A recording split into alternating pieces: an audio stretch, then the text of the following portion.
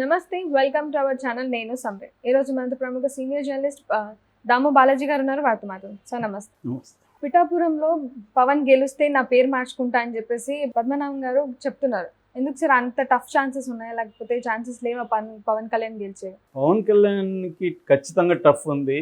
ఎందుకంటే మనం ఎలా చెప్పచ్చు అంటే పవన్ కళ్యాణ్ అక్కడ ఏమేం చేస్తున్నాడు చూస్తేనే చెప్పచ్చు. పవన్ కళ్యాణ్ కంఫర్టబుల్గా లేడు. ఫస్ట్ ఆయన ఎప్పుడు కూడా అంత అభ్యర్థిస్తూ మాట్లాడలేదు. ఈసారి చాలాసార్లు అభ్యర్థిస్తూ మాట్లాడుతున్నాడు. అభ్యర్థన అంటే అడుక్కుంటున్నాడు, నన్ను ఒక్కసారి గెలిపించండి దయచేసి అన్నట్టుగా. అక్కడ ఇల్లు తీసుకొని అక్కడ గృహప్రవేశం చేశాడు, ఎందుకంటే స్థానికం అని చెప్పడానికి. దాని తర్వాత జబర్దస్త్ బ్యాచ్ని దించారు. జబర్దస్త్ వాళ్ళు, తర్వాత కొంతమంది సింగర్సు, కొంతమంది కొరియోగ్రాఫర్లు, మన హైపర్ ఆది, ఇట్లాంటి వాళ్ళు చాలామంది. వాళ్ళు నేను జబర్దస్త్ చూడను కాబట్టి నాకు పేర్లు తెలియదు, కానీ చాలామంది వెళ్ళారు అక్కడికి. సో వాళ్ళందరూ అక్కడ వెళ్ళి నానా రచ్చ చేస్తున్నారు. అది కాకుండా సరిపోరు వీళ్ళు కూడా మనకి అని చెప్పి వరుణ్ తేజ్ని దించారు. నాగబాబు ఎలాగో అక్కడే ఉన్నాడు. నాగబాబు రోజుకొక హెచ్చరికలు. ఆయన ఎప్పుడు నేను అలా చూడలేదు. చాలా మొన్న ఒక వీడియో చూస్తే చాలా టెన్షన్గా చంపేస్తా నరికేస్తాను అన్నట్టుగా హెచ్చరిస్తున్నారు. మేమేమనుకుంటున్నారు, కడపకు ఉండాలనుకుంటున్నారా మీరు? ఇటంటే అటు కొడతారేమో, మేము పద్ధతిగా కొడతాము అలా చెప్తున్నాడు ఆయన. ఏంట్రా ఈయన ఇంత టెన్షన్ ఉన్నాడు అనుకున్నా. సో ఇదంతా చూస్తే ఇప్పుడు చిరంజీవి రంగంలోకి రాబోతాడు. మామూలుగా సినిమాటిక్గా మనం చెప్తే ఫస్ట్ హీరోని కొట్టడానికి చిన్న చిన్న రౌడీలు వస్తుంటారు, ఆ తర్వాత హీరో వాళ్ళని కొట్టేస్తుంటాడు. అప్పుడు ఇంకొంత పెద్దోళ్ళు వస్తారు, వాళ్ళని కూడా కొట్టేస్తాడు. అప్పుడు ఇంకా పెద్దోళ్ళని తెస్తారు. అలాగే ఉంది ఇక్కడ పవన్ కళ్యాణ్. ఫస్ట్ చిన్నోళ్ళని తీసుకొచ్చాడు, వాళ్ళు పనికిరారు. వరుణ్ తేజ్ లేదు, నాగబాబు వైఫ్ లాభం లేదు. ఇప్పుడు చిరంజీవి వస్తున్నాడు, పెద్ద క్యాండిడేట్ వస్తున్నాడు అన్నమాట. సో ఎందుకు ఇంత పవన్ కళ్యాణ్ అక్కడ కష్టపడాల్సి వచ్చింది? పిఠాపురాన్ని ఎంచుకోవడమే రాంగా పవన్ కళ్యాణ్. ఎందుకంటే అంతకుముందు గాజువాక భీమవరంలో చేశాడు, మళ్ళీ వాటిలోనే ఏదో ఒకటి సెలెక్ట్ చేసుకోండొచ్చు. ఇప్పుడు అవి కాదని ఇక్కడికి వెళ్ళాడు. సో ఇక్కడ పిఠాపురంలో ఆల్రెడీ ఏంటంటే వంగ గీత ఉంది. వంగ గీత ఎప్పటి నుంచి 20 ఏళ్ళ నుంచి ఉంది. ఆమె ఫస్ట్ కాంగ్రెస్లో ఉండింది, తర్వాత ప్రజారాజ్యంలో వచ్చింది, తర్వాత వైసీపీలకు వచ్చింది. సో అక్కడ కూడా పప్పులో కాలేశాడు పవన్ కళ్యాణ్. ప్రజారాజ్యమే ఆమెకి రాజకీయ భిక్ష పెట్టింది అన్నట్టుగా మాట్లాడాడు. దాన్ని తాము మంచి కౌంటర్ ఇచ్చింది. బాబు మేము స్టూడెంట్ పాలిటిక్స్ నుంచి ఉన్నాము, కాంగ్రెస్లో నేను అప్పట్లోనే జడ్పీటీసీ, తెలుసుకొని మాట్లాడు, ప్రత్యర్థి హిస్టరీ కూడా తెలియకుండా మాట్లాడొద్దని కూడా పవన్ కళ్యాణ్. అంటే పవన్ కళ్యాణ్కి ఏంటంటే అక్కడ గ్రౌండ్ రియాలిటీ తెలియదు. రెండవది పవన్ కళ్యాణ్కి అక్కడ ఇబ్బంది ఏమైందంటే వర్మ, అక్కడ ఎస్విఎస్ఎన్ వర్మని ఆయన 2014లో టికెట్ ఇవ్వకపోతే రెబల్గా గెలిచి మళ్ళీ ఇటు తెలుగుదేశానికి మళ్ళీ వచ్చాడు ఆయన. సో ఆయనకి అక్కడ ఆయన క్షత్రియ కమ్యూనిటీ అయినా కూడా అక్కడ బలం ఉంది. ఎందుకంటే ఆయన కరోనా టైంలో కూడా ఇంట్లో పడుకోకుండా ప్రజల్లోకి వెళ్ళి ప్రజలకు సహాయం చేస్తాడని చెప్తారు. అందుకని ఆయన ఆశించాడు టికెట్, కానీ ఆయనకి దొరకలేదు. ఇప్పుడు ఏంటంటే పవన్ కళ్యాణ్ గెలవాలంటే వర్మ చేతిలోనే ఉంది. వర్మ లేకపోతే పవన్ కళ్యాణ్ గెలవడు. అంటే ఇండిపెండెంట్గా పవన్ కళ్యాణ్కి అక్కడ కాపు ఓట్లో ఇంకోటో పడే అవకాశం లేదు. కాపు ఓట్లు అయితే అక్కడ 95,000 కాపు ఓట్లు ఉన్నాయి, కానీ అవన్నీ గంపగుత్తగా టోటల్గా పవన్ కళ్యాణ్కి పడే పరిస్థితులు. ఏదో కొంతమంది యూత్ మాత్రమే వేస్తారు. ఎక్కువగా మనకు తెలుసు పవన్ కళ్యాణ్కి ఓటు లేని యూతే ఎక్కువ ఉంటారు, ఫ్యాన్స్. వాళ్ళని చూస్తేనే తెలిసిపోతుంది వీడికి ఓటు హక్కు లేదురని. అంత పిల్ల బచ్చాలు ఎక్కువ ఉంటారు. సో ఇప్పుడు వర్మని నమ్ముకోవాలా లేదా?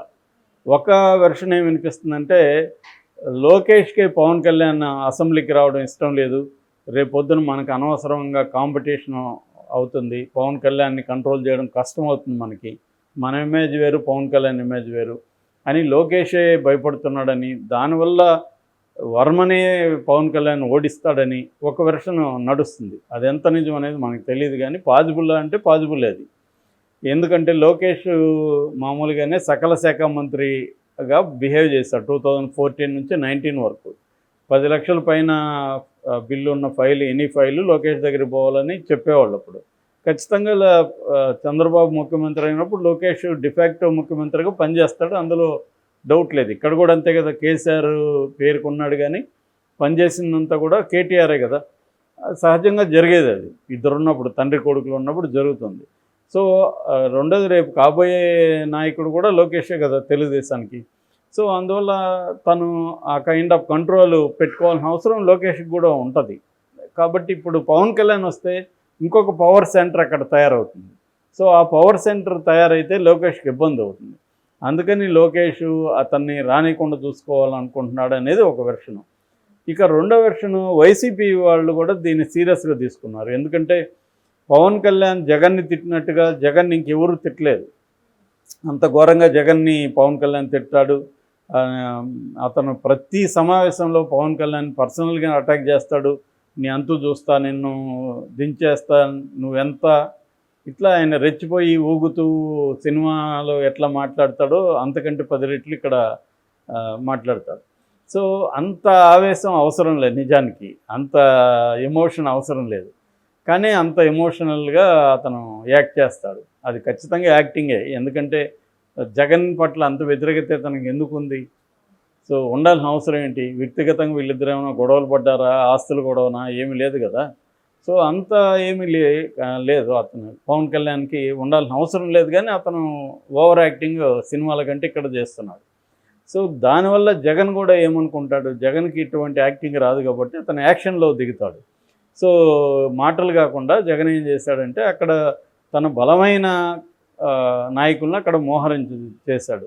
ఒకటేమో మిథున్ రెడ్డి బాగా స్ట్రాటజీలు వేయగలుగుతాడు కాబట్టి మిథున్ రెడ్డిని అక్కడ ఇన్ఛార్జిగా పెట్టాడు. తర్వాత అక్కడ దూరంపూడి చంద్రశేఖర్కి పవన్ కళ్యాణ్ కూడా అసలు పడదు. వాళ్ళిద్దరూ ఓపెన్గానే అనేకసార్లు తిట్టుకున్నారు. సో ఆయన అక్కడ ఇన్ఛార్జిగా ఉన్నారు.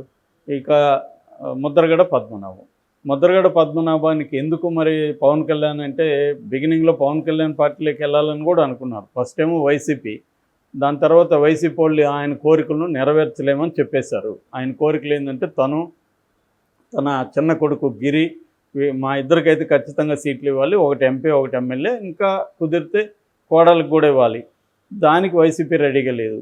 వాళ్ళు ఒక 5-6 నివేదికలు తెప్పించుకొని ఆ నివేదికల్లో ఎవరు గెలుస్తారో వాళ్ళకే స్ట్రిక్ట్గా జగన్ ఇచ్చాడు తప్ప వేరే ప్రెజర్స్కి లోనే ఇవ్వలేదు.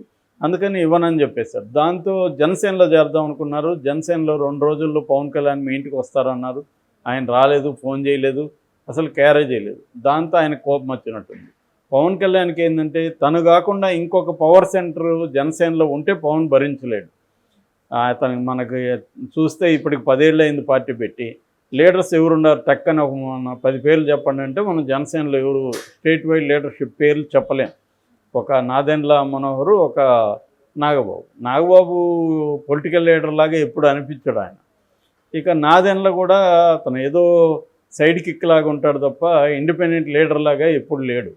అంటే అందువల్ల పవన్ కళ్యాణ్ సభల్లో కూడా ఆయన ఒకడే కూర్చుంటాడు. ఈ మధ్య అప్పుడప్పుడు వీళ్ళిద్దరిని పక్క వాయిద్యాల్లా కూర్చోబెడతారు తప్ప ఇంకెవరు కనిపించరు మనకు. సో ఈ కాంటెక్స్ట్లో ముద్రగడ పద్మనాభాన్ని తీసుకురావడం పవన్ కళ్యాణ్కి ఇష్టం లేదు. దాంతో ఆయన ఇన్సల్ట్గా ఫీల్ అయ్యాడు ముద్రగడ. అంటే దాదాపు 1-2 months ఆయన్ని అట్లా పెండింగ్లో పెట్టేశారు. దాంతో ఇప్పుడు ముద్రగడ పద్మనాభం పర్సనల్గా తీసుకున్నట్టున్నాడు. పవన్ కళ్యాణ్ ఓడించడమే లక్ష్యంగా ఆయన పనిచేస్తున్నాడు.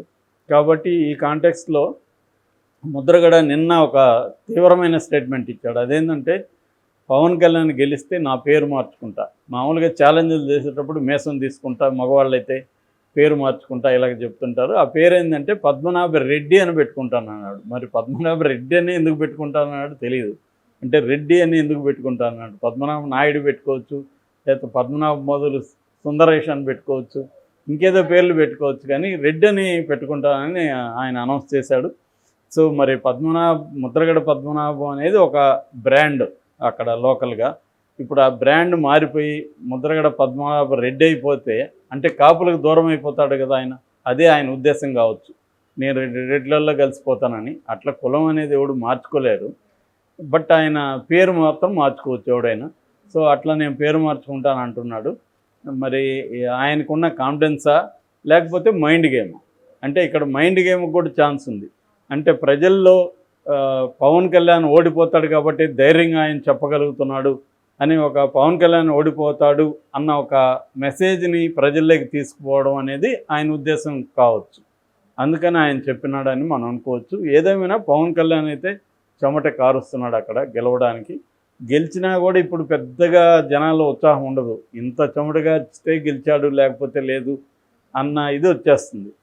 లేదా బంపర్ మెజార్టీ ఒక 1,00,000+ మెజార్టీ గెలవగలగాలి. అప్పుడే పవన్ కళ్యాణ్కి కొంత మర్యాద ఉంటుంది. ఆయన ఏదో 5,000 10,000 గెలిచినా కూడా గెలిచినట్టుగా కాదనమాట. మరి ఏం జరుగుతుందో చూడాలి.